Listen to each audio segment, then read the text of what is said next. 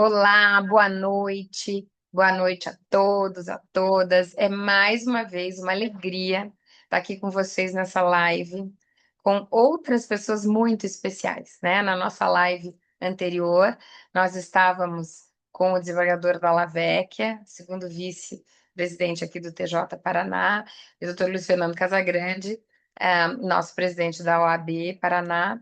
E hoje temos a alegria de estar com o Dr. Henrique Ferrari, o Dr. Marcelo Girardi, ambos, todas as pessoas que estão aqui para nos transmitir as suas ideias, insights e conhecimentos, assim como, né, essa seletíssima plateia que nós temos, né? Então, vem aqui para trazer as contribuições reciprocamente, porque aqui é um espaço democrático que a gente vai ouvir e falar, né? Então, a gente só tem a agradecer todos os que estão aqui, mas hoje em especial os nossos painelistas, que são Henrique Ferrari e Marcelo Girardi. Eu queria enfatizar que essa é a nossa segunda de uma série de 4 lives, juntamente com 4 podcasts. Nós já fizemos o podcast com Adolfo Braga, nós já fizemos podcast com Elcio Kronberg, que vieram tratando de outros temas também, todos relacionados à nossa quarta missão CR Connection Latam Buenos Aires, né? Então, nós já estamos aí na nossa quarta edição desse trabalho que não existiria sem vocês, enquanto esse público extremamente qualificado, e sem os nossos queridos painelistas, vários deles aqui estão, pessoas que já participaram de missões anteriores e das que participarão dessa missão agora de Buenos Aires. Vejo pessoas aqui que já reconheço que estarão conosco, então já quero agradecer e dizer a vocês. Eu sempre gosto de enfatizar que o nome missão é realmente o nosso propósito, né? Nosso propósito é um conhecimento de vanguarda, né? A partir de uma curadoria dos ecossistemas de onde nós visitamos. Então, as 2 primeiras em Nova York, visitamos o ecossistema norte-americano, em Paris, o ecossistema europeu e agora o latino-americano. Então, é o conhecimento de ponta, um networking qualificadíssimo entre os players brasileiros e da região que estamos. Então, por exemplo, lá em Buenos Aires teremos pessoas tanto da Argentina quanto da América Latina, né, grandes expoentes, e uma imersão cultural, né, para fazer essa experiência múltiplice e para que a gente possa multiplicar essa experiência. Mas então eu quero dizer aos senhores, é, muito bem-vindos todos, e eu quero falar um pouquinho hoje dos nossos queridos painelistas. Antes de tudo, eu quero dizer que para mim é mais do que uma honra, é uma alegria enorme estar com essas 2 pessoas que eu admiro tanto, que eu sei que tem toda a dedicação, todo o propósito, a vocação de efetivamente difundirem e persistirem nas ADR no Brasil. A gente é persistente, a gente é insistente, a gente é resiliente e a gente é crente também, né? A gente acredita, né, nessa é, nesse movimento, né? Porque a gente entende que esse é um grande movimento que começa, né, 30 anos atrás, com grandes expoentes. Um deles está aqui, nosso querido professor Henrique Gon, né, um dos pioneiros. E eu não vou nominar os demais para a gente realmente não correr riscos aqui. Então, eu quero falar dessa trajetória, homenageando aqui o nosso decano da mediação hoje presente, que é o professor Henrique Gon. Obrigada pela sua presença. Então, nós temos aqui essas pessoas que realmente fazem a diferença nas ADR, não vou nem falar só sobre mediação, mas nas ADR, nesse movimento de mudança de mentalidade brasileira nesse sentido. Então, hoje, especificamente, nós vamos trabalhar um tema que eu sei que é caro para ambos que estão aqui, que é a arte da negociação e o futuro das empresas e dos contratos na era digital. com insights práticos, como reduzir riscos, fechar melhores acordos e usar ADRs mais inteligência artificial no mundo empresarial. Um dos destaques do nosso evento em Buenos Aires é, sem dúvida, a IA, né? Hoje não é mais possível a gente falar de nenhuma profissão sem nós tratarmos desse tema. Mas não é só, né? A gente vai falar muito de humanidade e IA, né? Então a gente tem um contraponto muito legal aqui, porque a gente tem nosso querido Marcelo Girardi, né? Que é um mediador avançado do ICFML, professor da FGV de São Paulo, em cursos de negociação e administração de conflitos, professor em MBAs empresariais e Business Law da Antônio Meneghetti, uma faculdade lá no Rio Grande do Sul, em Recanto Maestro, um paraíso, né, que o Marcelo elegeu, né, para morar. É cofundador do Meeting de Negociação, que é um movimento muito importante que aconteceu no Brasil nos últimos mais ou menos 10 anos, um pouquinho menos, talvez, mas que incentiva essa juventude na negociação. Tem formado mediadores e negociadores no Ministério Público Estadual, nas procuradorias, Advocacia Geral do Estado, tribunais e empresas privadas, como Marco Polo, Randall, Todeschini, SLC Agrícola, dentre outras. Então, a gente está aqui com nosso querido Marcelo e também Henrique Ferrari, assim, uma pessoa especialíssima que eu conheci na nossa missão anterior em Nova York, levado pela mão de Quitéria Pérez, uma dileta amiga magistrada em Santa Catarina, que disse: Eu vou levar um amigo. E esse amigo nada mais era que Henrique Ferrari, é uma pessoa especialíssima que está sempre conosco e traz também no seu canal de comunicação nas redes sociais um papel muito importante, entrevista pessoas importantes, promove eventos muito importantes no Mediadores Brasil, e o Marcelo, com a sua consultoria, que é a M9 GC. É advogado, é mestrando em meios consensuais de resolução de conflitos pela Universidade Nacional de Loma Samora, em Buenos Aires, é mediador certificado do CNJ, atuante no TJ de Santa Catarina, instrutor de mediação, diretor do Núcleo de Solução Alternativa de Conflitos da ESA, né, na OAB de Santa Catarina. Então, eu quero dizer aqui mais uma vez do nosso orgulho de estarmos todos juntos aqui. E a gente já vai começar de bate-bola, né? Então, esse é um momento muito dinâmico, essa é é um procedimento, um processo muito dinâmico que a gente vai trabalhar aqui. E eu gostaria, aqui a gente tem ó, o Henrique, o professor Henrique falando do Marcelo Girardi, enfim. Então, olha, nossa audiência aqui está chegando cada vez mais. Então, eu gostaria de começar esse nosso bate-papo, que vai passar por um bate-papo com a nossa qualificadíssima plateia, audiência, né? Vamos falar assim. Eu queria que vocês falassem um pouco da trajetória de vocês, Henrique e Marcelo, e como essa trajetória perpassa por esse tema, né? Pelo tema da negociação, das ADR no mundo empresarial, né? Então, queria que vocês contassem um pouquinho dessa trajetória para nós e depois a gente começa a bater bola com, com as perguntas que a gente trouxe para essa audiência, mas que também queremos ouvi-los. Começamos com o Henrique?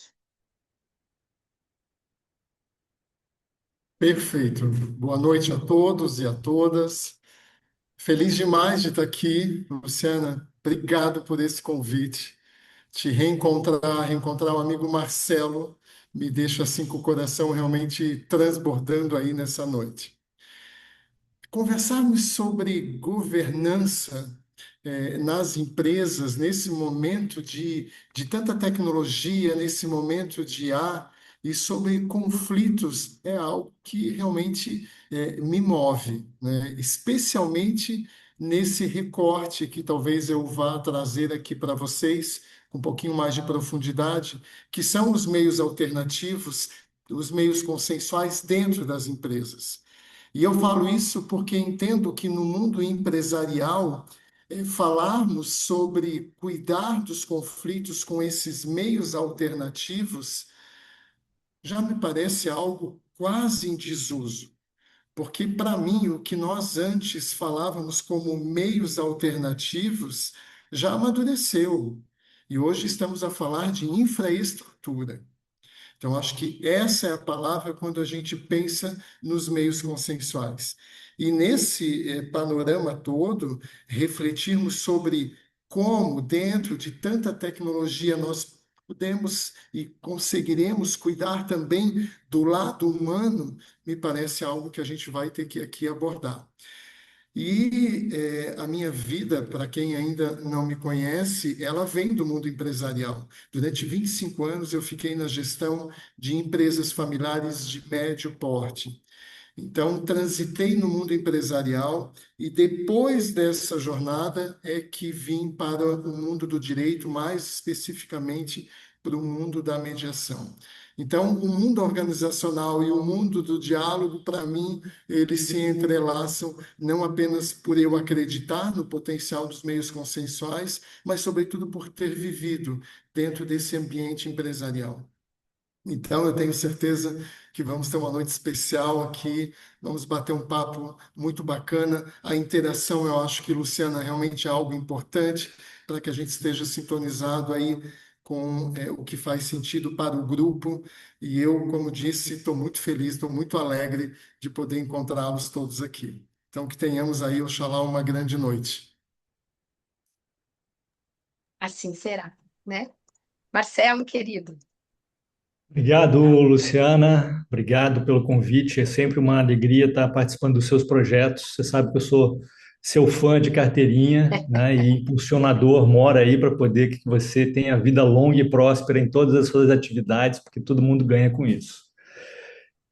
Muito feliz de estar aqui, fazendo essa parceria nessa live com o Henrique, que também sou um fã e impulsionador, assim, Henrique, que você tenha muita saúde para fazer todas as coisas que você deseja dentro dessa área, né? Então, que também todos ganhamos, né? Principalmente a sociedade brasileira, com tudo que você vem impulsionando. E muito feliz de estar aqui e encontrar tantas pessoas queridas aqui, né? Eu estou revendo aqui o Henrique, que está conosco, um companheiro aí de longa jornada, longa data, né?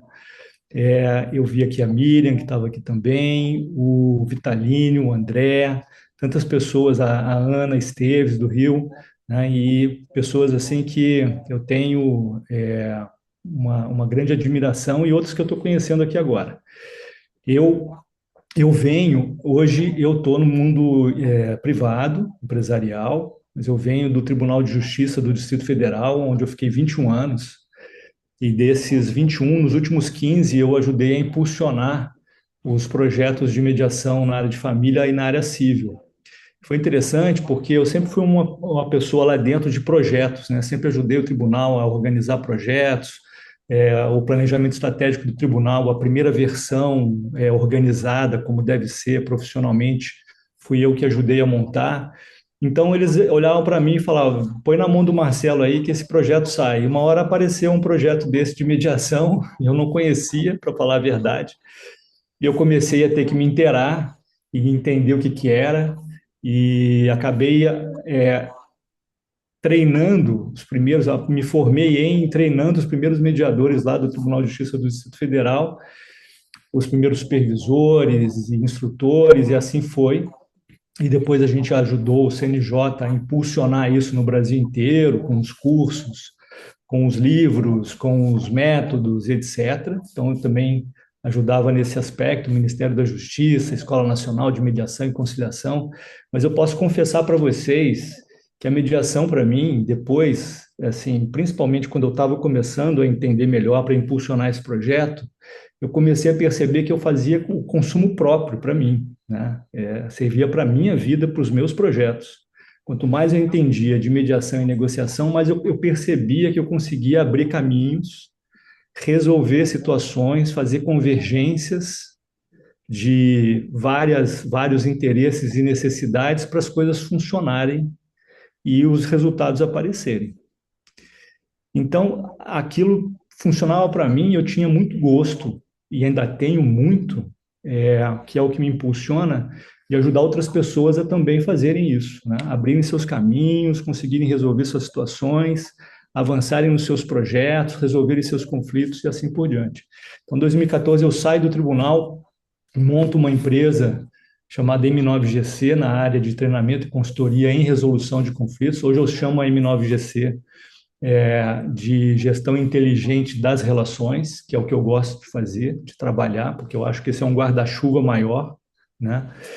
E venho ajudando empresas públicas e privadas, órgãos públicos e privados a desenvolver essa tecnologia, eu gosto de chamar assim, de uma tecnologia relacional, uma tecnologia para resolver problemas, tomar decisões, negociar e conseguir avançar em todos os sentidos. E eu tenho ficado muito feliz com o trabalho que eu tenho feito com os ministérios públicos brasileiros, né? O pessoal de Minas Gerais, Rio de Janeiro, é, Goiás, recentemente, semana passada, Mato Grosso do Sul, Mato Grosso, Tocantins e assim por diante, Pernambuco, porque eu tenho visto que e aí já colocando aqui um spoiler para a gente, né, provocar, Luciana, para a gente provocar as nossas conversas aqui, e que hoje, mais do que nunca, né, na minha experiência, eu acho assim, o brasileiro ele é extremamente criativo. E talvez o brasileiro seja o cidadão do mundo assim mais acostumado com crise, com mudança, com cenários instáveis, né? Com perspectivas que mudam o tempo todo, né? Então a gente está acostumado. E eu tenho visto isso muito com os empresários brasileiros, né? Eu lido muito com os empresários aqui, tanto na consultoria, mentoria, quanto nas aulas, nos MBAs, né? E eu acho o empresário brasileiro extremamente criativo, um gestor assim quase que incomparável no mundo, né? Para conseguir fazer as coisas funcionarem. Então, quando ele se vê em situações de conflito, ou mesmo quando ele tem que montar um contrato, aí é um ponto fraco. É um ponto fraco porque, de algum modo, ele precisa ser assessorado e bem assessorado por advogados que consigam também entender do business deles e impulsioná-los, né? Então, o que eu acho que é uma grande oportunidade. E aí depois a gente pode conversar um pouco mais sobre isso, porque tem alguns aspectos que eu tenho notado que são prévios à negociação propriamente dita dos objetos, dos contratos, tá? Que são até impulsionadores para que essas negociações funcionem. A gente pode conversar um pouco mais daqui a pouco sobre isso. Mas eu quero deixar nessa parte final da minha primeira fala, Luciana, um pensamento juntos aqui que eu estava desenvolvendo junto com o pessoal de Mato Grosso do Sul, lá em Campo Grande, na semana passada.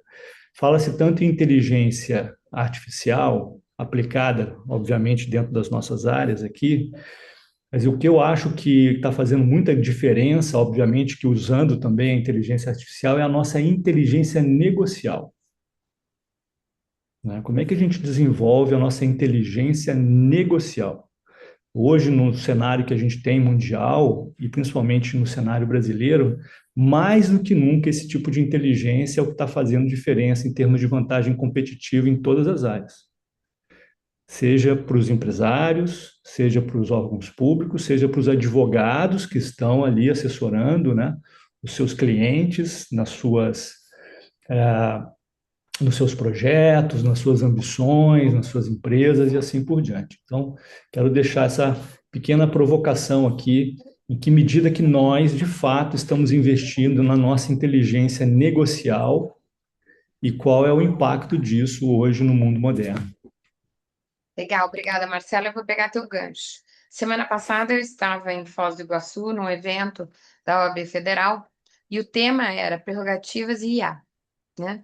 E justamente se tratava do ponto de vista da advocacia, como a advocacia vai se posicionar frente à IA, né? Por quê? Porque todas as profissões estão sendo impactadas, né? É, e o que pode ser racionalizado ou massificado ou mapeado a partir de um algoritmo, é um risco para a nossa profissão, risco barra estratégia para a nossa profissão.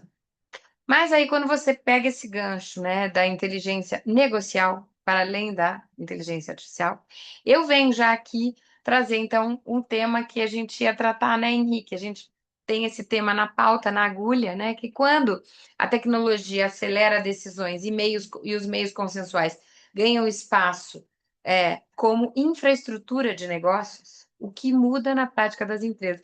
Assim, de verdade, é lógico que a gente veio se conversando esses dias aí, mas estamos em ressonância, né? Quando o Marcelo fala em inteligência negocial e o Henrique fala em infraestrutura, ganha espaço como infraestrutura de negócio, né? Então, vamos ouvir o Henrique agora nesse tema importantíssimo, né? Obrigada, Henrique.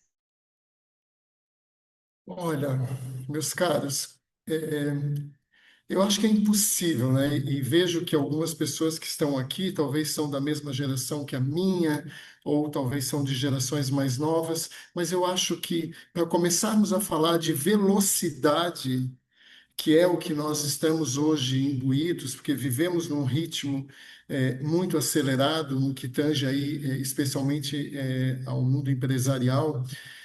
Me faz muito sentido dar uma olhada pelo retrovisor, porque eu não me sinto tão velho assim, eu estou com 55 anos, e quando eu dou uma espiadinha por esse retrovisor, eu me lembro que há 30 anos atrás, eu saía de uma das unidades da empresa e dizia para a minha secretária: eu estou indo para a unidade da empresa que fica na cidade tal.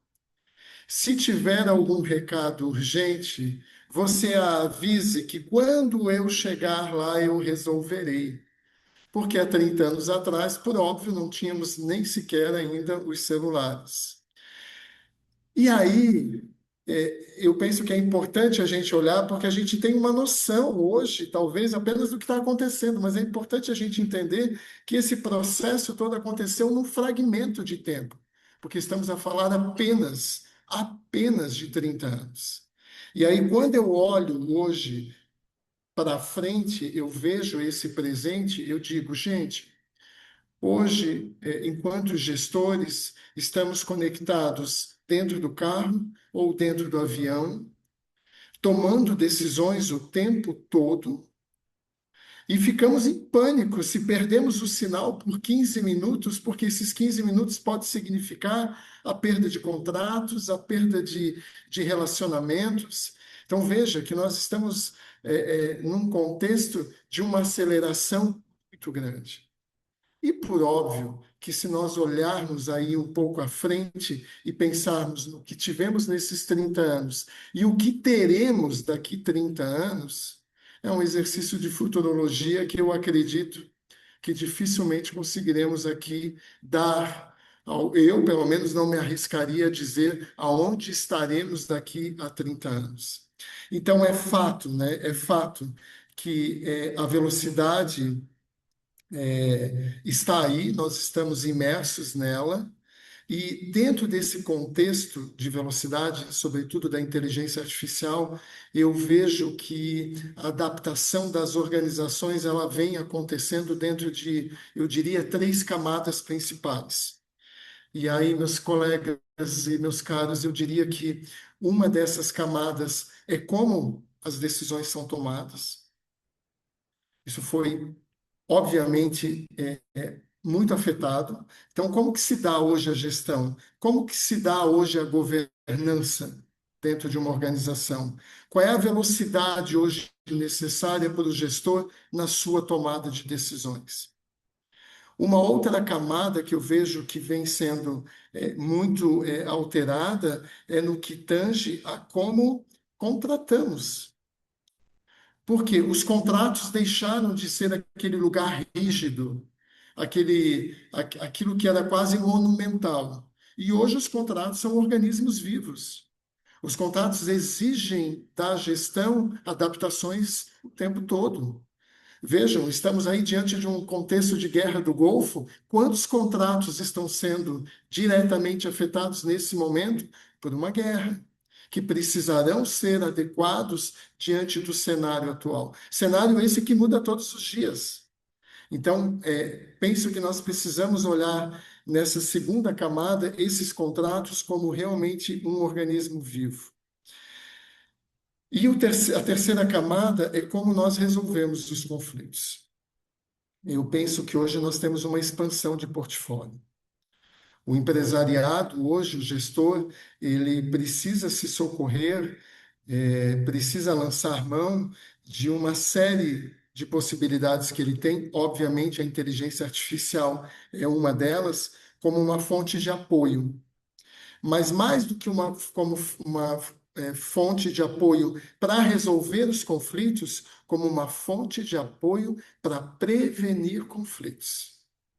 Porque esse é um ponto que as organizações hoje começam a despertar a necessidade de prevenção. E talvez aí deixo esse tema pipocando, inclusive, para a gente poder se aprofundar um pouquinho mais.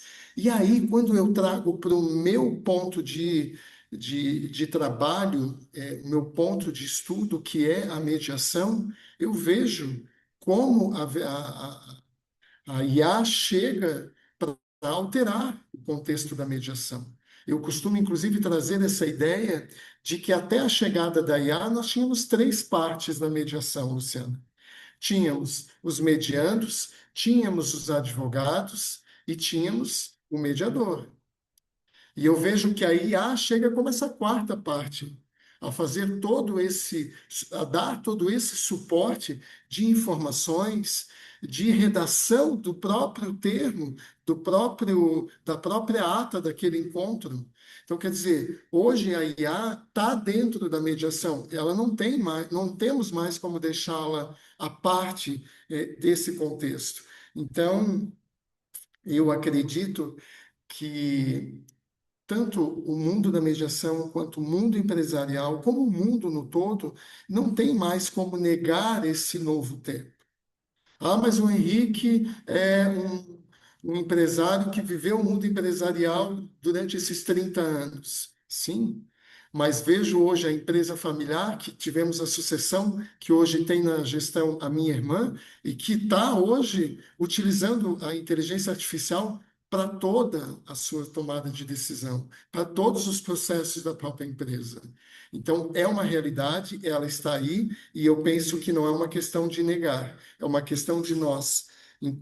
Penso que o grande desafio está em nós colhermos, em nós aproveitarmos o que a tecnologia tem a nos ofertar, quer seja no mundo da mediação, quer seja no mundo do empresarial. E nós conseguimos extrair dessa tecnologia, da IA, os instrumentos que nos possibilitam justamente,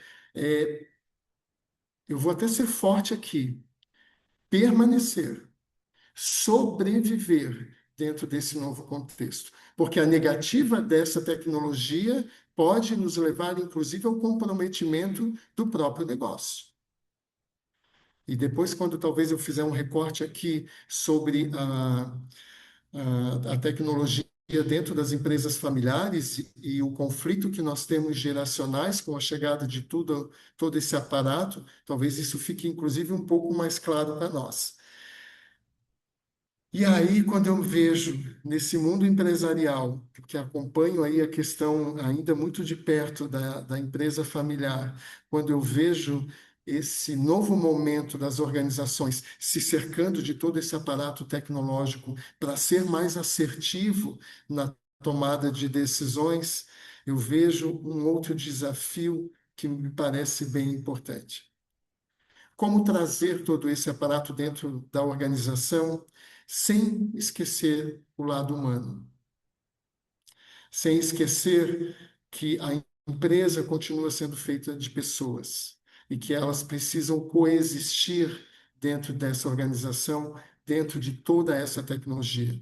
Então, esse eu acho que é um ponto importante e que me parece que começa a dar os primeiros sinais de desafio, porque com a chegada da IA, as empresas trouxeram isso para dentro com uma velocidade impressionante e começa a se ter os primeiros e grandes conflitos em decorrência dessa cultura tecnológica.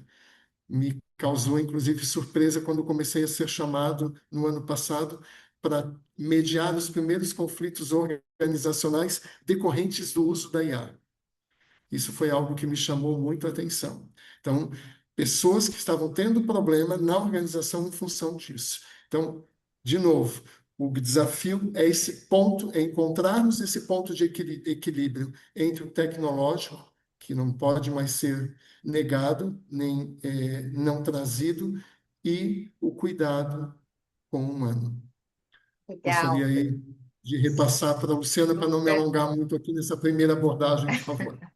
Não, mas eu acho assim, é, eu, eu, é, óbvio, eu conheço a trajetória de vocês, mas eu não imaginei que acho que a sinergia ia ser tão bacana assim, porque Marcelo é um humanista também, né? Mas o foco do Marcelo é muito esse. Ele tem também uma formação em psicologia e ele sempre traz isso de uma forma muito diferenciada, uma fala muito diferenciada do Marcelo. E eu tenho certeza que é sobre isso que ele vai falar agora, né? Porque quando o Henrique pontua nessa mudança aí, em termos de tomada de decisão, governança, né? Contratos como organismos vivos e a resolução de conflitos a partir da tecnologia, a partir e por causa da tecnologia, né? Sem esquecer o humano. Então, eu acho que esse é o tema, acho que essa é a deixa para o nosso querido Marcelo trazer as suas importantes contribuições nessa ideia mesmo de como é que é a formação desse contrato, e aí eu imagino que Marcelo está tratando de contrato, não estrito senso, mas esses contratos humanos, né? Eu imagino que é um pouco por aí que você vai passar, né? Então, e as necessidades que as empresas tenham maior sustentabilidade a longo prazo e que esses acordos sejam mais aderentes às necessidades da empresa. Como é que você traz para nós essa temática, Marcelo, imaginando assim esse organismo amplo que é a empresa, né?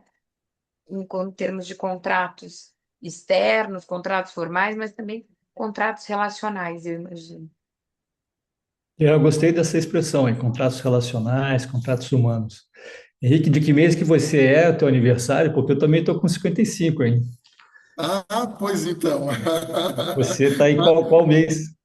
Eu estou quase na virada de chave. Meu mês é maio. Aí, eu sou de abril, então sou um pouquinho mais, né?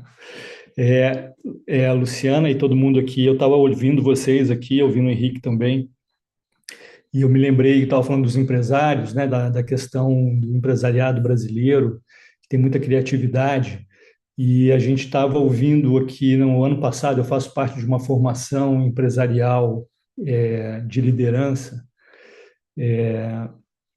de um nível assim mais C-level, e a gente sempre tem nos módulos, a gente convida um empresário de destaque no cenário nacional para vir conversar com o grupo, para a gente conversar e interagir, né? Para conhecer por dentro assim esse nível de percepção, tanto dentro quanto da empresa quanto de mercado no Brasil. E no ano passado um deles veio aqui conversar com a gente, que foi o William Ling. Não sei se vocês conhecem, vocês podem pesquisar. O William Ling, ele é o chairman do conselho do grupo Évora. É um grupo que as empresas reunidas, essa holding, eles têm um faturamento anual de mais de 45 bilhões de reais, para vocês terem uma ideia. Eles são o segundo maior player na parte de embalagens de alumínio, né, latas, no mundo. Eles trabalham muito com não tecidos, né? A Fitesa Não Tecidos é uma líder de mercado muito forte em vários. Isso é uma empresa global. E é um brasileiro, filho de um chinês que começou do zero aqui no sul do país e Em montou Porto um império. Alegre, Porto Alegre, né, Marcelo. Marinês? Aí, boa, obrigado por você ter me Do lembrado. meu colégio. Ele é o presidente do Instituto Ling, né, que está aí em Porto Sim, Alegre, que sim, faz um tá. trabalho fantástico de impulsionamento social gigantesco. Uma coisa me chamou a atenção no que ele falava, assim, um aspecto, vários aspectos, ele falava muito assim, ó, nós precisamos aumentar a nossa capacidade de colaboração, porque não temos outra saída. Olha que interessante. E ele dizia o seguinte: me impressionou muito uma pesquisa que eu entrei em contato há pouco tempo, e eu acho que isso é verdade, e eu acho que a gente tem que começar a mudar essa realidade. Existe uma pesquisa que é feita desde 1984, que mede o nível de confiança social dos países. Não sei se vocês sabiam disso, eu não sabia até o ano passado. E o nível de confiança interno nos países, entre as pessoas, né, daquele país. Os países nórdicos ali, Dinamarca, Noruega, estão em primeiro lugar, estão ali com um nível de 74% de confiança interna social, mais ou menos. O Brasil está nas últimas posições. O Brasil tem vamos dizer assim, um nível de confiança de 7%. Ou seja, a nossa população é muito, muito desconfiada entre uns e outros. Quando a gente fala de contrato, nós estamos falando disso, né? Vou fazer um contrato com alguém, com meu nível de confiança é baixo já. O único aspecto que aumenta o meu nível de confiança é quando eu abro uma possibilidade de conversar com o outro lado num outro nível. E essa abertura vem pelos advogados, muitas vezes, que ajudam os empresários a organizar essa conversa num outro nível para fazer um contrato ou mesmo para resolver problemas daquele contrato que foi assinado, que, como o Henrique falou, o problema não é o contrato em si, muitas vezes, o problema é o depois do contrato, a execução dele, o que acontece, né? O organismo vivo vai mudar muita coisa, né? Ainda mais no cenário que a gente está. E olha que interessante, como é que eu construo confiança? Isso não é inteligência artificial, isso é inteligência humana, é o contrato humano que a Luciana falou. É ali que eu abro a possibilidade do outro querer fazer negócio comigo num nível maior, sustentável. E a negociação do contrato em si já é um desafio, né? Que os advogados podem ajudar muito nesse aspecto. E também tem os deal mediators, né? Que ajudam a organizar aquela negociação sobre o contrato. E no Brasil já começam a aparecer muitos advogados que eu tenho admiração, vou falar para vocês, que trabalham com contratos conscientes, né? O nome é esse, muitas vezes, aqui no Rio Grande do Sul, né? A Ana Luísa, eu estava ouvindo recentemente, que eu não conhecia em São Paulo, se eu não me engano, é Sandra Brandão. Para vocês terem uma ideia, a página dela no LinkedIn é Direito com Alma. É um trabalho que ela faz. Ela faz trabalho com empresas. E o lema dela é Paz nos Negócios. E ela atua em alto nível contratual com muitas empresas grandes, tá? E empresários importantes, muitas vezes, que procuram ela e falam assim: eu preciso me conectar com o outro lado, a gente está num problema grande aqui. E a gente precisa fazer um contrato, a gente precisa seguir juntos. Eu acho, Luciana, todos aqui, minha impressão, tá? Que eu acho que essa é a nova era. Usar essa inteligência relacional para a gente poder construir contratos num outro nível. Obviamente que aí sim, apoiados também com a IA. Pra vocês terem uma ideia, eu acho que o maior desafio hoje, negocial, hoje, não é nem a inteligência de organizar soluções criativas que façam a convergência de interesses num contrato. É antes disso, a capacidade de conseguir conversar. Nós temos uma capacidade muito baixa de conversar. A capacidade de conversar significa falar, ouvir, entender, gerar compreensão, compor visões, fazer perguntas, ou seja, por que eu falo isso? Porque eu tenho visto que, com poucos ajustes, por exemplo, no Ministério Público, os promotores conseguem organizar reuniões e resolver casos de 15 anos, 19 anos, de dezenas de milhões de reais parados, só organizando as conversas. Porque aí, o que acontece? A inteligência e a criatividade e o aspecto técnico jurídico vêm à tona. Eu arrisco a dizer, Luciano, assim, e aí já fui assim até de algum modo repreendido por alguns colegas, assim, para mim o advogado é o mais qualificado a fazer composição de conflitos, principalmente quando ele toca nos aspectos jurídicos. O advogado é aquele que tem assim uma capacidade gigantesca de entender todos as consequências, né, todos os regimentos, tudo que envolve aquele aspecto jurídico, técnico e de consequências no futuro.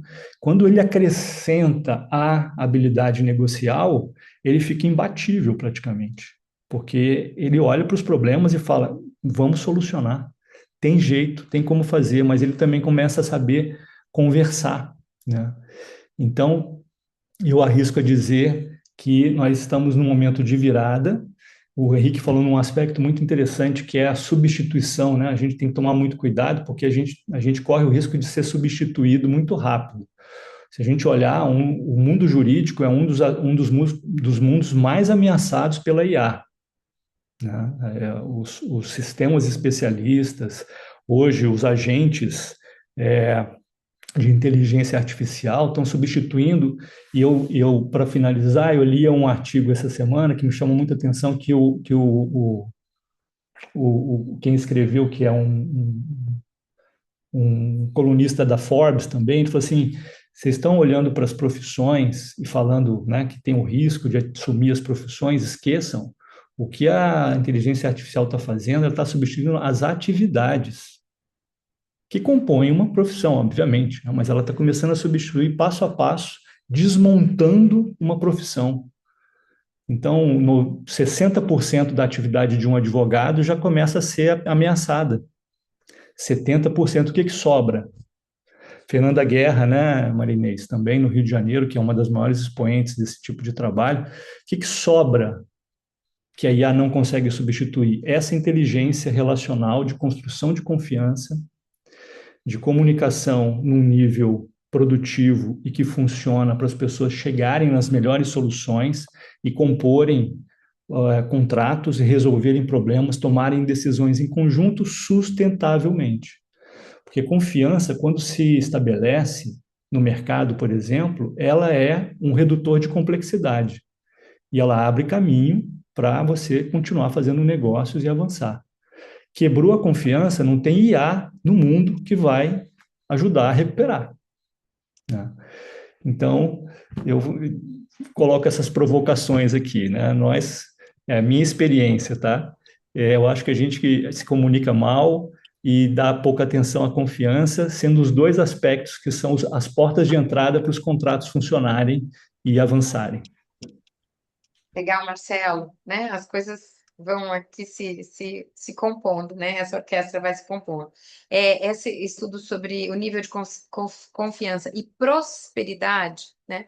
Porque quanto mais as pessoas confiam, mais This próximas meeting is elas being são. recorded. Is being recorded. Is being recorded. Espera só um pouquinho.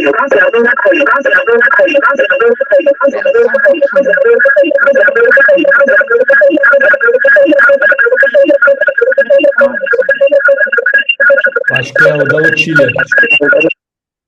Ok, consegui. E a gente estava Ok. falando da inteligência artificial mal aqui, eles já conseguem Ela ficou captar brava. e já começam a sabotar as nossas transmissões. Cuidado, pessoal, isso aqui é mais grave do que a gente imagina. Não, ontem eu passei por uma situação que eu pensei, gente, o que nós estamos vivendo? Eu tinha escrito uma mensagem de WhatsApp e eu queria ler para o meu marido para ver se o que ele achava. Mas como estava ligado a gravação, a voz, né? Tudo que eu falava para ele, ele transcrevia na mensagem que eu ia mandar para uma pessoa. Então eu cheguei ao ponto de mandar para ele, dar para ele o telefone para ele ler em silêncio, porque senão a IA ia ouvir e ia transcrever. Ó, que ponto nós chegamos. Um absurdo. Mas enfim, então o nível de o nível de confiança, né, baseado numa ideia de prosperidade e de melhores relacionamentos. É, gosto dessa ideia de substituir as atividades e a inteligência negocial, relacional, que a gente vai trazer, sem dúvida nenhuma, para essa governança, né, Henrique? É, e só fazer um pequeno parênteses também, que dos contratos conscientes a gente tem em São Paulo nosso querido Marcelo Rodante, né, que fez formação e sempre traz a Kim Wright, que é a pessoa que realmente ela patenteia esse termo contratos conscientes, né, conscious contracts. Então, lembrar aqui também do Marcelo Rodante e da Kim Wright.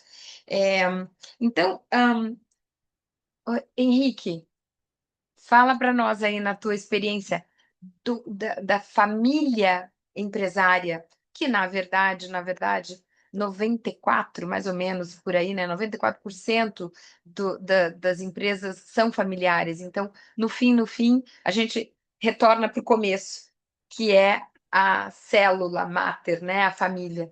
Então, como é que empresas familiares, a IA tem gerado essas visões geracionais distintas e como que a gente cuida desse humano, dessa família, a partir da IA, dentro desses contratos inteligentes, dessa inteligência negocial? Pus você na saia justa, Henrique. Não, vamos lá. E eu não tenho nenhum problema aqui de trazer o exemplo que eu estou vivendo enquanto família, inclusive. Vou abrir meu coração aqui para trazer essa realidade para vocês, porque, vejam, eu administrei as empresas familiares durante 25 anos, fizemos a transição na época para a minha irmã, que está na gestão já há praticamente 15 anos, e agora chega o momento dela fazer o processo um novo processo aí de mudança de gestão, passando para a segunda geração. E dentro desse processo que nós estamos experienciando na própria organização familiar, a inteligência artificial, a chegada da tecnologia tem sido muito desafiador. Porque, vejam, é, há um conflito, inevitavelmente, quando a gente está a falar de tecnologia, há um conflito geracional. Eu e minha irmã, eu brinco lá na empresa dizendo que eu e ela ainda somos analógicos.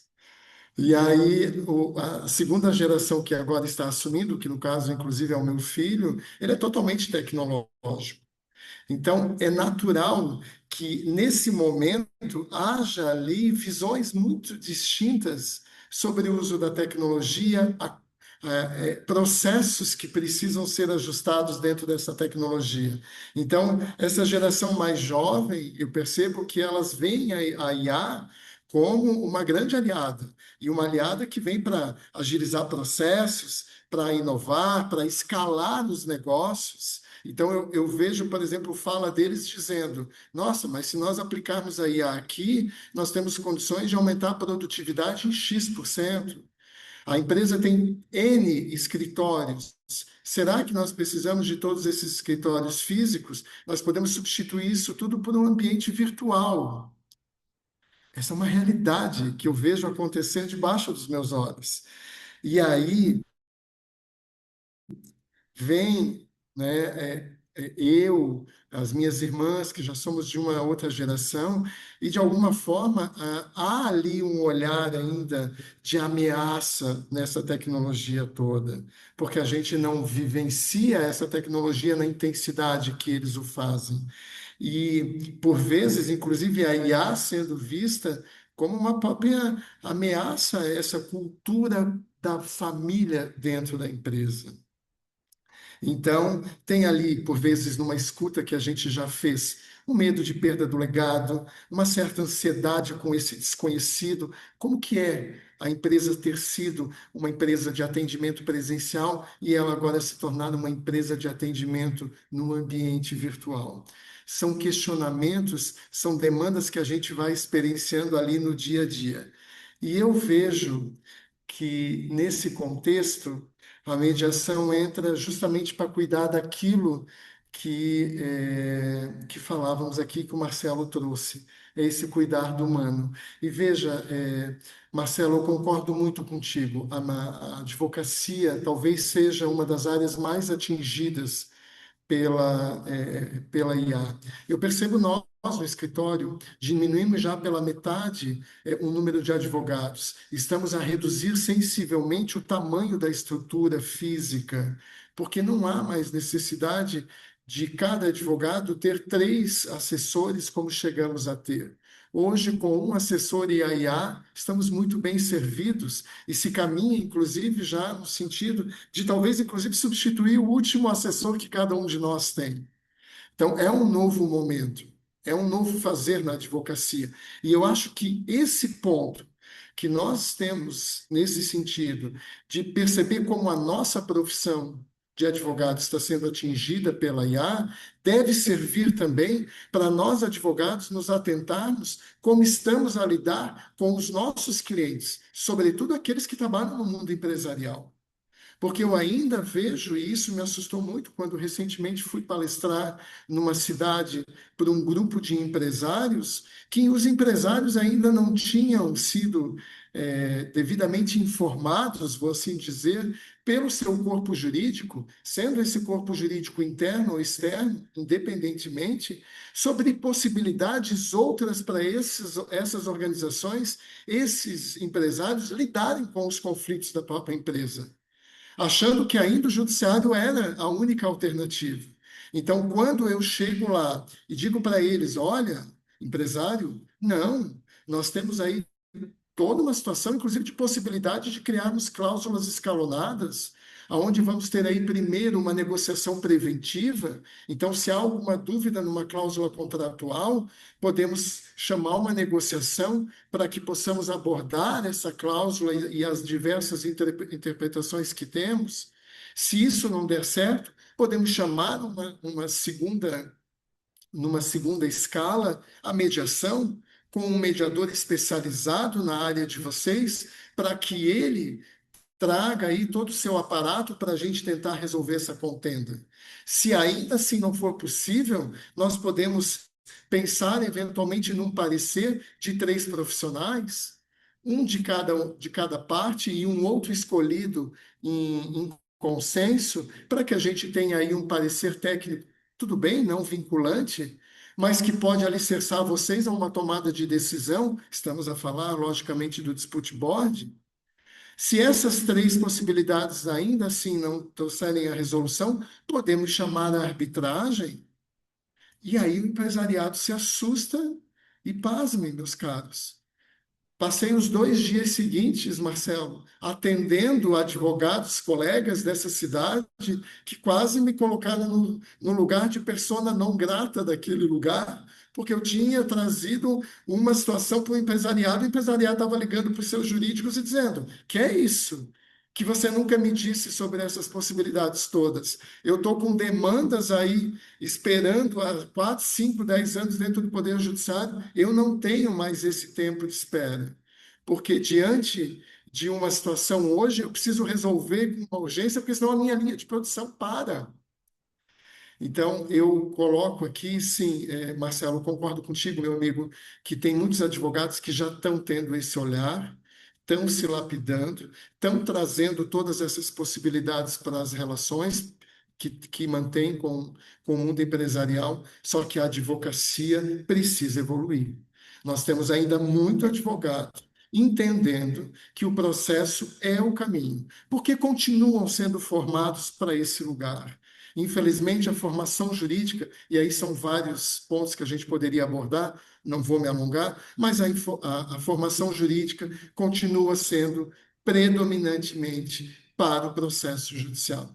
Então, cabe a nós, advogados, entendermos que toda essa tecnologia não está apenas influenciando no nosso fazer, vai influenciar e está influenciando em todo o contexto, e nós precisamos levar aos nossos clientes um leque, um rol de possibilidades. Eu costumo dizer, para mim, o advogado hoje, que continua trabalhando com um prato único, chamado processo judicial, prepare para que você vai fechar o teu escritório.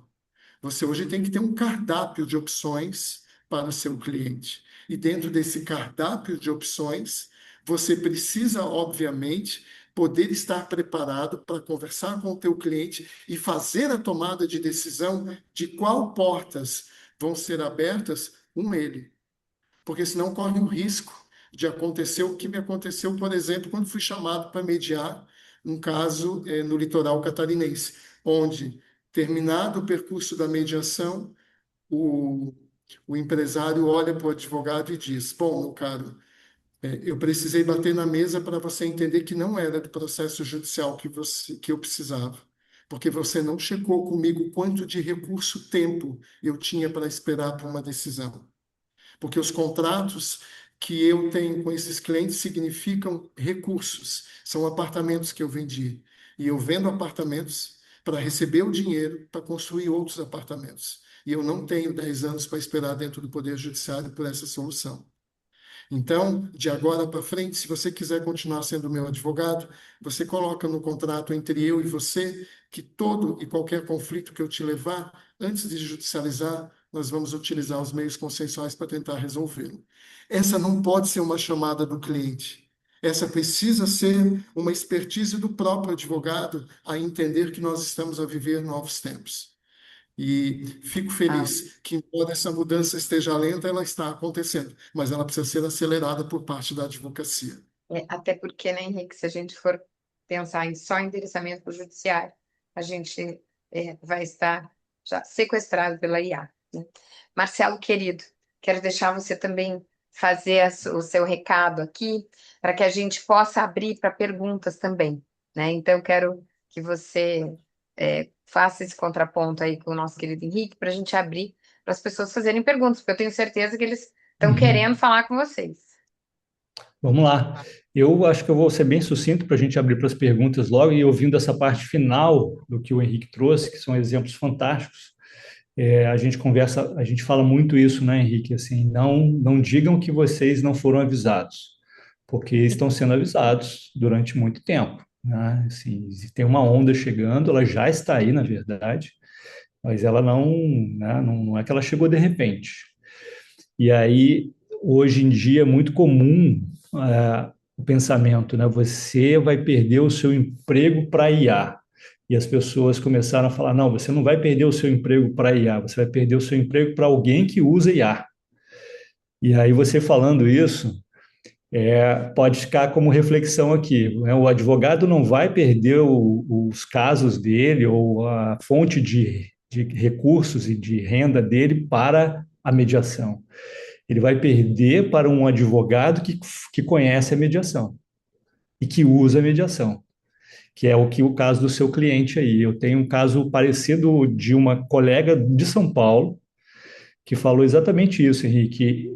Era um empresário que estava entrevistando ela como mediadora para, né, numa entrevista, verificar se ele iria contratá-la, enfim, queria conhecer como ela trabalhava, como é que era a expertise dela, e conhecer um pouco mais. E na entrevista ele foi sozinho, ele não foi com um advogado.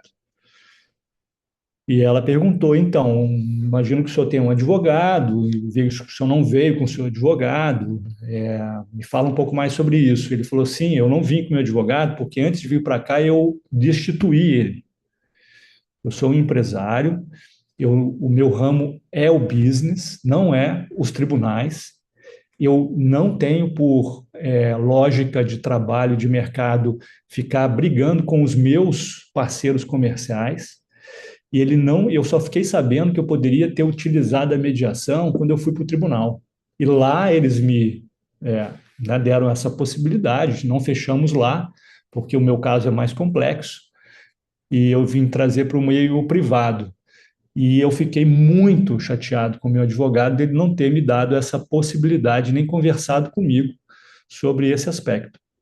Se eu não me engano, eu acho que no código deontológico da advocacia francesa tem essa obrigação, né? Ele tem que sentar com o cliente e falar: olha, aqui é o leque de possibilidades que a gente tem e vamos analisar juntos, conforme a natureza do seu caso, o que seria aqui mais vantajoso para você, por onde a gente começaria, e dá para o cliente, transfere para ele a possibilidade de fazer essa escolha, que seria muito mais interessante, né? Então, esse jogo aberto, franco, ele passa por mercado, né? E como é que o mercado está se desenvolvendo. Por outro lado, também eu vejo que muitos advogados têm um pouco de receio e medo porque não conhecem, mas isso aí hoje é mais fácil, né? Mais do que nunca para conhecer. E o que eu vejo muito que muda também em todo esse caminho é quando eles começam a conversar com vocês, colegas deles, né? E eles começam a perguntar, mas como é que funciona isso? Dá certo? Como é que faz com a questão dos contratos? Como é que a gente faz com a questão dos honorários? Todo esse rol de perguntas já foi respondida, né? Então, feito essa consideração, só lembrar, você não vai perder clientes para a mediação, você vai perder clientes para um advogado que trabalha com mediação também. É, o que é só engraçado, né? Que o advogado pensa assim: puxa, mas eu vou perder meus honorários de sucumbência, né? Mas que honorário de sucumbência? Se você leva 10 anos para chegar a um resultado, né? E que não necessariamente é o resultado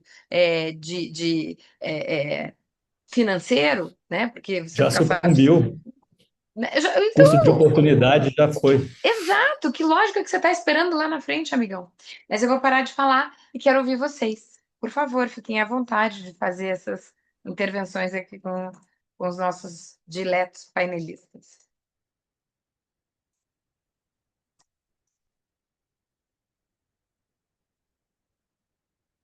Acho que a Rita levantou a mão. Rita, Oi, isso eu levantei a mão. Olá, Luciana. Olá, Henrique. Olá, Marcelo. Muito obrigada pela, pelo, pelo que vocês expuseram, né? Só tem a acrescentar. E eu estou aqui, eu acho que é mais para compartilhar minha angústia, porque eu sou advogada pública e está havendo uma grande desconstrução dos advogados públicos para uma visão consciencial. E quando você me traz contratos conscientes, essa visão que já está sendo trabalhada, isso aumenta a responsabilidade do advogado público, né? Quando vai numa mesa de negociação e uma desconstrução maior ainda, né? Porque, afinal de contas, você não trata apenas de adesão, você trata mais do que isso. A consciência daquele cidadão, do que está envolvendo, seja com empresas, seja com o cidadão, por exemplo, de uma autarquia, de uma fundação. Então, isso realmente, quando vocês trazem me faz voltar à pergunta: o que que vocês pensam, ou já pensaram de alguma forma, desses contratos conscientes com o Estado, né? Nessa mesa de negociação, que agora está havendo uma onda e está vendo a mudança dessa cultura, o que que vocês já pensam, passou por algum motivo, em algum momento, uma experiência que vocês tiveram ou já observaram dessa possibilidade dos contratos conscientes com o Estado, né, numa mesa de negociação, utilizando a mediação e outros instrumentos, né, de solução. Rita, eu vou falar primeiro aqui, rapidamente, Henrique. É, eu não tenho a experiência propriamente dita. Eu comecei a entrar um pouco mais no conhecimento sobre contratos conscientes recente. O que eu tenho é uma experiência com advocacia pública, por exemplo, Procuradoria Geral do Estado do Paraná, e agora, mais recentemente, Rita, com a Advocacia Geral do Estado de Minas Gerais. Eu formei lá, de forma introdutória, 60 advogados do Estado em novembro e agora em abril, no início, mais 50 serão formados. Estão investindo fortemente, fizeram um convênio com o Centro de Autocomposição, que é o Compor do Ministério Público lá em Minas Gerais. Eles atuam juntos nas mediações, para você ter uma ideia, e eles têm resolvido casos assim do Estado fantásticos, de uma maneira assim realmente exemplar, que gera uma espécie de jurisprudência, né, de casos resolvidos de maneira consensual. Quando eu começo a entrar em contato com a lógica dos contratos conscientes, e pela minha experiência, principalmente mais recente, com os agentes públicos resolvendo problemas de maneira consensual, eu vejo que tem tudo a ver, que é um universo ainda a ser descoberto. Eu já tenho passado aspectos, links e alguns textos e essa ideia para alguns colegas lá de dentro do Ministério Público, por exemplo, e eles estão falando: Marcelo, nós estamos estudando isso, vamos começar a estudar isso aqui. Isso aqui tem tudo a ver.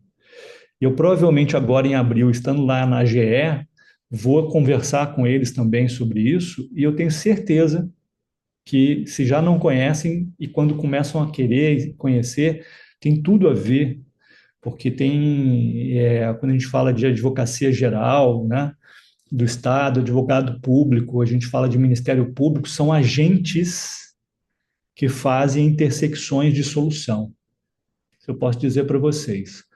Hoje tem um termo, hoje eu estou trazendo os termos aqui, Luciana, que eu fui descobrindo ultimamente, estou só compartilhando com vocês. Tem um termo que é muito usado hoje na área de IA, na área de TI, nas startups, chamado nexialismo, de nexo, né?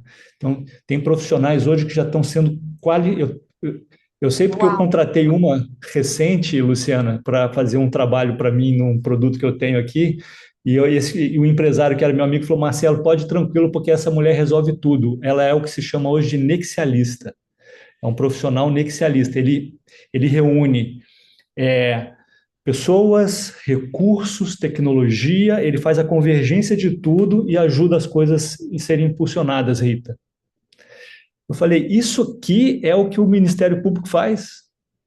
Isso aqui é que um promotor que começa a trabalhar com mediação e negociação faz. Ele reúne, ele conversa com o prefeito, ele conversa com o juiz, ele conversa com a associação, ele conversa com o empresário, ele conversa dentro do próprio MP e tece as soluções possíveis para avançar. Cria os acordos, cria os contratos. Então tem tudo a ver, o advogado público também tem essa função no Estado, ele pode fazer isso cada vez mais, né? Então, eu acho que você, Rita, é uma anexialista, né? Ou pode começar a pensar sobre isso, e os contratos conscientes conversam muito com essas novas necessidades sociais, de mercado, que a gente está conversando aqui. Eu preciso só dizer o seguinte: a gente está aqui com ah, ah, honradamente, nós temos várias AGUs, todas mulheres, que vão participar da nossa missão de Buenos Aires. A gente tem a Rita e eu acho que é a Flávia. Está escrito Mac ali, mas eu acho que é Flávia, né? Que levantou a mão também. É isso? E a Késia também está Não, aí.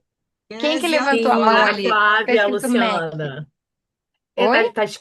Tá escrito alguma coisa aqui Ah, o embaixo? Não teu tá tá. Flávia não, é a Parreira de Flávia, é a Flávia. Freitas. Não, mas tem Sou eu, uma Marcelo, tudo bem? Oi, que está escrito Flávia. Mac ali, M-A-C, que levantou a É, mão. Que eu não sei quem é. Eu sou a Raquel, você está falando de Ah, mim? Raquel. Tô falando de você, eu tô vendo a sua mãozinha levantada, só que não Sei. tem nome ali, Raquel. Eu não sei, eu não botei o nome, acho que eu esqueci. Tudo bom, Isso, gente? Henrique, tudo tudo, bem? Tudo tudo. bom, Marcelo? E Tudo Bom, bom? Raquel. Raquel, que bom te ver, que bom ver a Gabriela Medina por aqui, muitos amigos e amigas, obrigado. Gabriela vai estar com a gente, ô Luciana, em Buenos Aires, minha aluna querida. Aqui, metade do que tá aqui vai estar com a gente em Buenos Aires, pra gente tomar um vinho bacana. Ó, eu estou Né? sabendo dessa situação agora, eu quero saber que coisa é essa de Buenos Aires, Henrique? E aí? O que é Deixa isso aí? comigo, Me deixa informe comigo. tudo depois, tá? Terminando aqui, eu estou te ligando. Então, por favor. Nós temos uma missão em Caravana, Buenos Aires Luciana. e esse povo lindo vai estar lá. Você não sabia disso? Então, Estou eu vou pôr sabendo aqui agora, no último minuto do segundo round segundo tempo. do Eu jogo vou pôr aqui meu Palmeiras. contato para você depois me Tá procurar. bom. Mas vai lá, Não, querida. nossa, escutar Marcelo, né, Henrique, você, Luciana, enfim, os colegas, eu tava com uma sede, né, Henrique, de estar com vocês, né, eu falei, meu Deus, eu tô muito afastada, eu preciso ouvir, eu preciso me reconectar, e eu tô sentindo que, eu não sei se tá mudando um pouco a nossa visão do sistema geral mesmo, né, de resolução de conflitos. Eu acho que esse ano de 2026, eu estou vendo um movimento muito grande voltado para advogados. A gente vivenciou um movimento muito grande voltado para mediação, para mediadores, né, enfim. E agora, de um tempo para cá, eu estou percebendo isso, e eu acho que é a própria necessidade mesmo da gente desjudicializar. Eu penso que o maior provocador de tantos processos é o próprio advogado. E eu estou vivenciando aqui, o Henrique trouxe um caso dele, eu vou trazer um caso meu rapidinho e quero fazer uma pergunta para vocês. Eu estou com um caso aqui no meu condomínio que escalou de tal maneira que eu, como moradora que nunca participei de reunião de condomínio, nunca tive muita paciência para isso e tal, fui compelida, fui chamada como mediadora dentro de um conflito condominial, como que eu não posso colaborar com alguma coisa, né, Marcelo? Aquilo que você falou no início da aula. Passa por nós primeiro, né? Passa por nós. A gente tem uma transformação constante, dia a dia, e a gente precisa praticar aquilo com a gente mesmo. Então lá fui eu me organizar e tal. E aí eu precisei usar muito da mediação e não só da mediação. Eu precisei deixar um pouco a mediação e entrar com mais ação e condução, que é o que o advogado faz, né? Então, a gente conseguiu modificar a gestão do nosso condomínio. O síndico, ele perdeu as eleições por um voto, ficou irritadíssimo, não conseguiu aceitar, mas enfim, a gente continuou. Acho que eu comentei com o Henrique isso uma vez. E aí me veio essa grande reflexão de como que os advogados estão precisando realmente conduzir de forma diferente, usar o que o Marcelo falou, Henrique, né, da mediação, da tecnologia, das ferramentas e habilidades de mediador na sua condição de advogado. Porque, só para fechar, a litigiosidade chegou a tal tamanho aqui no nosso condomínio, eu vou te dizer o porquê, por falta de condução do advogado, tá? Simplesmente por isso, porque nós já tínhamos pedido uma assessoria, algumas intervenções, é um escritório grande aqui no Rio, de pessoas renomadas, inclusive mediadores, e a resposta que eu tinha é: não, nós não trabalhamos com prevenção de conflitos, a gente só trabalha no processo. Meu Deus. Aí eu lamentei e falei: tá bom, então eu vou fazer o seguinte. Eu não falei, né? Eu pensei: vai ter agora eleição daqui a 4 meses. Eu aceitei o convite para fazer campanha, que nem política, gente, igualzinho. Caí dentro e nós tiramos a gestão. E agora eu estou querendo contratar escritórios, e eu não, né? O síndico, porque eu não faço parte da gestão, não estou como síndico, não estou como nada. Contratar escritórios que tenham a mediação como forma preventiva dentro dos condomínios. Porque o É Marcelo, o uma Henrique, mudança o de advogado, mentalidade, ele né? tem, ele tem autoridade profissional para lidar com isso, entende? Então, assim, é uma Deixa eu grande ver mudança que está acontecendo. essa mudança de Aí mentalidade queria total, só te né? perguntar para vocês, como é que vocês percebem essa mudança que está acontecendo? Vocês estão tendo essa mesma percepção que eu? Ou eu estou vendo, ou eu estou muito otimista? Assim, como é que vocês estão percebendo essa questão da advocacia com essas novas possibilidades de metodologia sendo aplicada? Deixa eu só fazer uma intervenção. Obrigada pela tua participação. Eu queria que a Miriam também pudesse fazer a intervenção dela e a gente empacota essas duas Tá, perguntinhas para a gente já, infelizmente, ter que encerrar. Então, Miriam, queria deixar você também fazer a sua intervenção e aí a gente faz um fechamento para encerrar Tá, essa noite brilhante aqui. tá bom. Eu queria perguntar para o Marcelo Girardi, por gentileza. Você comentou que fez um trabalho com a Procuradoria-Geral do Estado do Paraná, né? Você poderia falar um pouquinho sobre isso? É porque eu trabalho na Paraprevidência, a gente trabalha em direito de consórcio passivo necessário com a PGE, né? Então, eu estou tentando colocar a mediação lá, sabe? E eu estou atrás de informações. E você comentou, eu fiquei interessada. Se for possível, falar como é que foi esse trabalho, para eu procurar alguma pessoa lá, né? Enfim.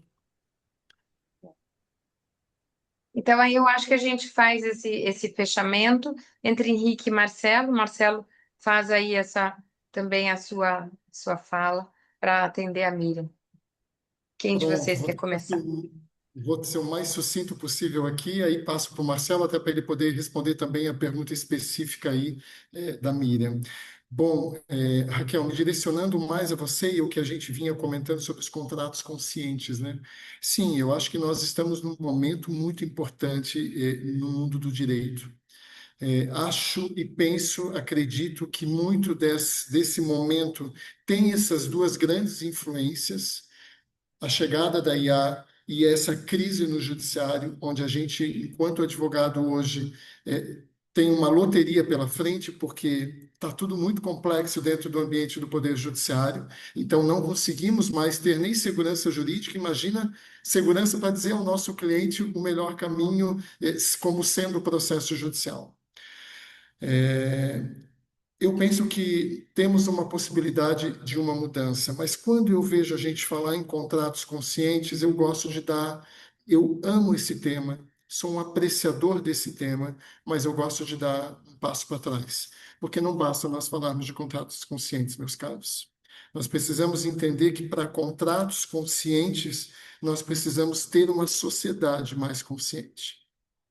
E ter uma sociedade mais consciente significa ter indivíduos mais conscientes. E isso passa pela advocacia. E eu vejo que a advocacia ainda patina nesse lugar de ampliar o seu fazer. Então, de novo, trago a meia-culpa para nós, advogados, porque, para mim, os advogados são os grandes agentes dessa mudança cultural que a Raquel estava falando. Nós precisamos nos transformar enquanto advogados, porque a cultura brasileira ainda está nesse lugar de que, diante de um conflito, o seu João, a dona Maria, quem eles primeiro vão procurar é um advogado. É nesse profissional que eles depositam a sua esperança para cuidar daquele conflito. Então, é essa advocacia que precisa ampliar o seu leque, precisa ampliar o seu olhar, ser agente de transformação, para que a gente tenha, então, cidadãos, agentes dessa transformação, uma sociedade que passa a entender a importância do diálogo, e aí, lógico, quando falo de diálogo, falo aqui dos meios consensuais como um todo, que logicamente vai reverberar em contratos conscientes. Então, eu acredito que está tudo amarrado. E eu faço só questão de trazer essa observação para que não fique esse contexto solto, né, onde o contrato consciente por si só ele é importante, mas ele tem todo um conjunto de pessoas que tem que estar atuando para que ele alcance e entregue a potência do que ele tem a ofertar, tal qual a mediação. Essa era a minha consideração final e passo aqui então para o amigo Marcelo. Obrigado, Henrique. Sempre uma honra estar aqui dividindo com você essas reflexões e com todos vocês. Eu vou falar muito rapidamente para a Miriam e em seguida para a Carol. Miriam, foi um trabalho que foi feito ali em 2018, 19, 20, mais ou menos, ali, né, diretamente. Eu fiz uma ida presencial e os 2 outros cursos foram online, com a Procuradoria-Geral do Estado do Paraná. Na época, à frente estava a doutora Leila Coelar, se você quiser Leila depois me Coelho. passa. Uhum. Eu tenho Você contato conhece, da né, Leila. Luciana? Conheço. A Leila é Luciana minha tem, amiga. ela que estava à frente, mas como tem a questão das mudanças de governo e também mudam ali os procuradores gerais, ela teve que sair numa dessas mudanças. Então, a última vez que eu conversei com ela, está um pouco morno isso lá dentro, mas ela talvez seja a pessoa que ajude a dar esse caminho, porque é ela que, no final das contas, fomentou isso, deixou uma semente. Eu não sei em que ponto que está agora, mas a última vez que eu falei, Marcela, infelizmente, deu uma amornada aqui. Então, ela seria a melhor pessoa lá dentro para poder dar esse panorama lá, né? E, Carol, na área pública, eu vejo, e eu falei isso para eles lá para o Mato Grosso na semana passada, a minha assim, visão, em termos de cenário, é que em 2 anos a chave virou, né? Por quê? Porque você vai construindo uma massa crítica por meio, aí olha que interessante, por meio de uma resolução do CNMP, né, do Conselho Nacional do Ministério Público, como teve a resolução do CNJ, é que no CNMP você tem uma outra configuração de autocomposição com a administração pública. O Ministério Público ele é mais livre para fazer transformações sociais de fato que os magistrados e o próprio contexto do judiciário, na minha forma de ver. né? O promotor ele atravessa a rua e vai lá no prefeito, né? Ele chama para conversar o empresário, ele compõe, ele tece uma solução, ele chama todo mundo e as pessoas vão. E ele com a cabeça, né? Assim, então, um profissional do direito com uma cabeça de criatividade consensual está mudando tudo. E ao passo de você começar a ter já o aspecto de pesar as coisas, né? Você começa a pesar os casos que não estão indo nesse caminho, versus os casos, por exemplo, na semana passada, eles estavam trazendo um caso gravíssimo de complicação da Santa Casa, lá de Campo Grande, que estava praticamente numa gestão, né, paralisada, os médicos fazendo greve, não atendendo mais a população. Eles ajudaram a compor um acordo com o governo do estado e com a prefeitura para voltar a funcionar. Olha que interessante. Tá? Eles estão sendo agentes de transformação social. Então, muitos casos estão começando a aparecer e servir de base para mostrar a eficiência, né? Como diz o Buckminster Fuller, que é um futurólogo norte-americano, né? Assim, você não tem que lutar contra o modelo atual, você tem que construir um modelo que seja tão mais eficiente que você faça com que o modelo atual fique obsoleto. Então, acho que o que você está falando, Carol, é de obsolescência mesmo. Nós temos uma parte da advocacia que está obsoleta, não consegue responder mais. Eu acho que os empresários estão começando a acordar. Eu acho que realmente, como você falou, né? Você de dentro falou, olha, o nosso condomínio vai contratar um escritório agora que tenha. E eu falo isso muito nas conversas, nas palestras, nos cursos. O diferencial competitivo do advogado hoje não é a capacidade negocial, capacidade de levar o seu cliente para a mediação. Então, na área pública, eu acho que essa mudança está prestes a acontecer, você está sentindo isso bem, e ao mesmo tempo isso também já está tocando a área privada, porque muitos advogados de empresas grandes estão negociando com o Ministério Público. E estão entendendo que aquela via está muito mais interessante para conseguir coisas para os clientes, principalmente quando a gente fala de acordos de não persecução penal e acordos de não persecução civil. Juntando esses aspectos, um acordo recente que foi feito com uma grande empresa, isso posso falar porque está público lá com a JBS, por exemplo, e os advogados falaram, a gente está quase fechando o acordo, é que a gente não poderia caracterizá-lo como se fosse um acordo de não persecução penal. Imagina como é que os promotores olham para aquilo e falam assim, como é que nós vamos caracterizar isso aqui? Porque é um acordo muito bem orquestrado. E aí eles foram para a IA, contextualizaram toda a situação, colocaram até onde eles tinham chegado e falaram assim, como é que a gente faz com que esse acordo receba um outro nome? E ainda assim fica dentro do ordenamento jurídico, não dá problema para a gente. E eles deram várias dicas e uma delas foi adotada pelos advogados do outro lado, da JBS. E eles conseguiram fechar um acordo que estava ali há 10 anos, com efluentes indo para um rio e poluindo. Interessante, né? Então, eu acho que na área pública está avançando rápido. Na área privada, minha visão, tá? Muito rapidamente aqui, se não mudar, se não tiver um aspecto de mudança legislativa, de fato, a mediação não decola no Brasil. Privada, tá? Não decola. Mas não decola quer dizer, muitas estão sendo feitas, estão perto do que poderia, é 0,0000001%. Então, enquanto não tiver uma mudança de postura, de inteligência, de política pública, de falar, tá, não precisa ser obrigatória a mediação, precisa ser obrigatória aquela sessão inicial para as pessoas conhecerem a mediação e falarem, quero, não quero.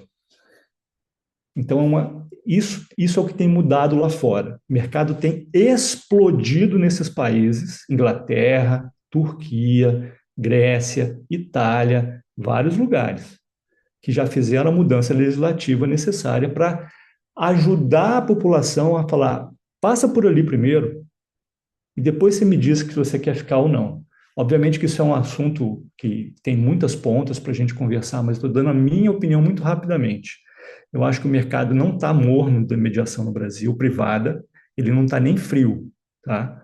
Ele está muito devagar, perto do que poderia. Tem pessoas fazendo, Henrique, tantas pessoas aí, ok. Mas eu acho que ainda falta. Isso vai passar porque a mudança, para fechar, aconteceu com os advogados lá, Carol, por exemplo, na Itália. Quando os advogados tinham que acompanhar os seus clientes na primeira sessão de mediação, pronto, começou a mudança. No começo eles eram totalmente contra, depois eles queriam fazer parte. E aí mudaram todo o contexto, né? E eles começaram a defender, assim, já que agora é legislação, a gente tem que participar, eu vou junto, ganho também e começo a conhecer e incentivo o meu cliente. Lá eles fizeram escalonado. Se você participa da primeira sessão, é X euros. Se você continua na parte de negociação, mais 1.000 e tantos euros. Se você vai para a parte contratual de fechar as cláusulas, mais tanto. Então, o cara ganhar ali 5, 6 mil euros, dependendo na base, na tabela baixa. Então, ele é o primeiro cara que fala assim, vamos lá. E aí, quando o cara fala assim, o que você acha? Ficamos ou saímos? Ele fica incentivado a falar, vamos tentar. Porque ele está ganhando também. Então, os italianos foram muito inteligentes em compor algo que funcionasse para o empresário, funcionasse para a sociedade, funcionasse para o advogado, funcionasse para o judiciário, funcionasse para todo mundo. Eles começam a equilibrar a balança.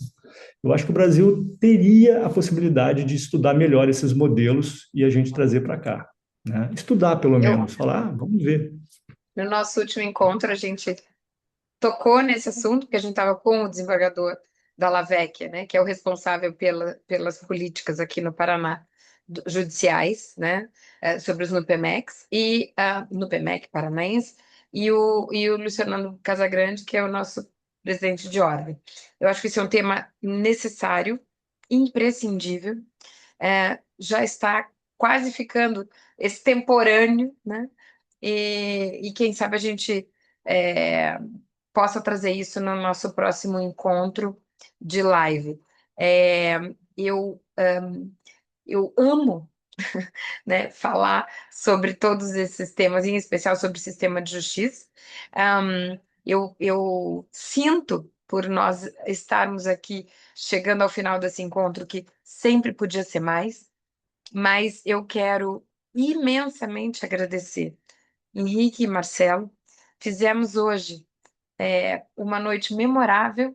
Eu espero que a gente vai também divulgar essa live, mas eu sinto por a gente, embora a plateia é muito seleta aqui, mas de nós podermos multiplicar muito o que foi dito hoje, porque foi precioso. Temas aqui que eu tenho certeza que muitas das pessoas nunca tinham ouvido falar.